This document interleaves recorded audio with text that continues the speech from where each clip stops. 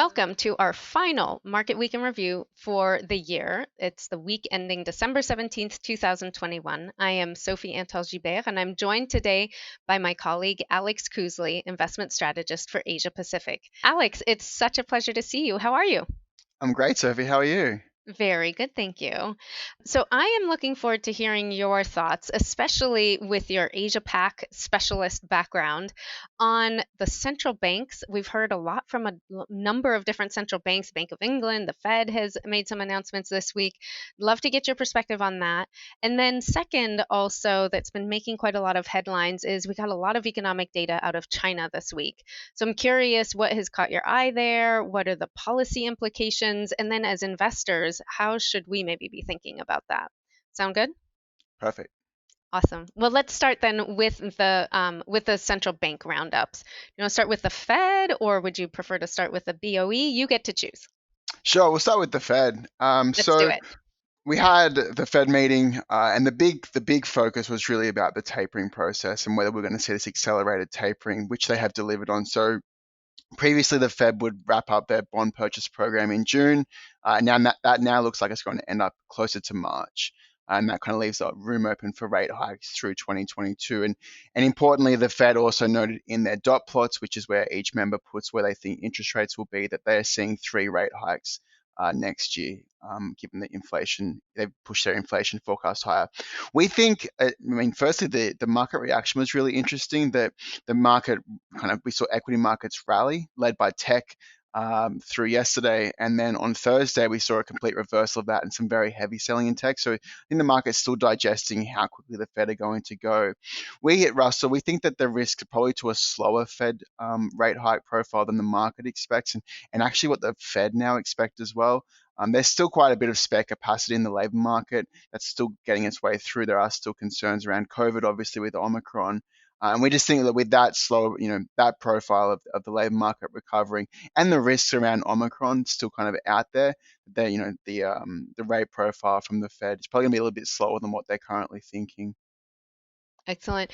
What about the Bank of England? Were they following suit? They have, slightly different situation there. What was their announcement this week? Bank of England's been funny. So, if we go back a month, they hinted very heavily that a rate hike was coming, and then it never came in November. And then this month, the market basically wasn't expecting one because of the risks around Omicron. The UK is going through a pretty big surge, and the Bank of England did hike rates by 15 basis points. So it's been a little bit confusing from them.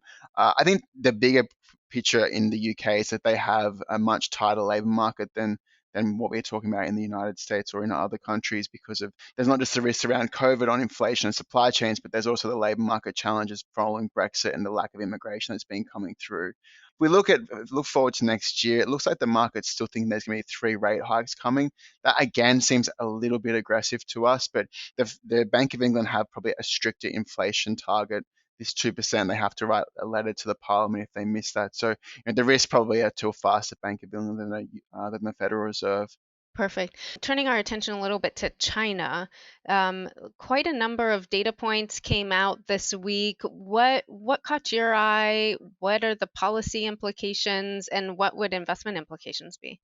Yeah, so I think the data has been continued to be on the softer side. We had credit numbers the week before last that were unimpressive, and then this week we had the industrial production, retail sales, and fixed asset investment. And again, you know, unimpressive, still quite soft.